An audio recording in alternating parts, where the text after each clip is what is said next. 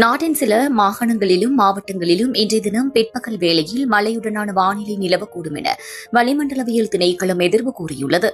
அதே நேரம் சூரியனின் வடக்கு நோக்கிய நகர்வு காரணமாக இன்று நண்பகல் நாட்டின் 8 முக்கிய பிரதேசங்களுக்கு மேலாக சூரியன் உச்சம் கொடுக்கவுள்ளது.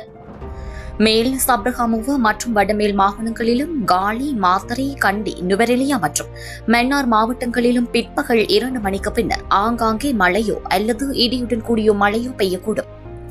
நாட்டின் ஏனைய பகுதிகளில் பிரதானமாக வறட்சியான வானிலையே நிலவும் என எதிர்பார்க்கப்படுகின்றது. மத்திய சப்ரகமுவ மற்றும் உவா மாகாணங்களின் சில இடங்களிலும் அம்பாறை மாவட்டத்தின் சில பகுதிகளிலும் காலை வேளையில் பனிமூட்டமான நிலை காணப்படலாம் என அறிவிக்கப்பட்டுள்ளது. இடியுடன் கூடிய மழை பெய்யும் சந்தர்ப்பங்களில் தற்காலிகமாக பலத்த காற்று வீசக்கூடும். எனவே மின்னல் தாக்கங்களினால் ஏற்படக்கூடிய பாதிப்புகளை குறைத்துக் கொள்ள தேவையான முன்னெச்சரிக்கை நடவடிக்கைகளை மேற்கொள்ளுமாறு பொதுமக்கள் கேட்டுக் கொள்ளப்படுகின்றனர். இதேவேளை சூரியனின் வடக்கு நோக்கிய நகர்வு காரணமாக ஏப்ரல் 5 முதல் 15ஆம் திகதி வரை சூரியன் இலங்கைக்கு நேர் உச்சியில் காணப்படுகின்றது. அதற்கமைய இன்றைய தினம் நண்பகல் 12:12 அளவில் நாட்டின் சில பிரதேசங்களுக்கு மேலாக சூரியன் உச்சம் கொடுக்கவுள்ளது.